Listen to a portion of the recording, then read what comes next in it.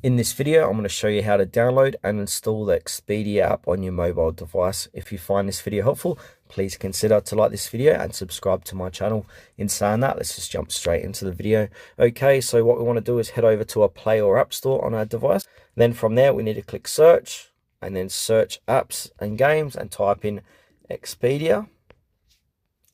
And here's Expedia now with over 50 million downloads, time of recording. So go ahead and click into Expedia and then click the blue install button.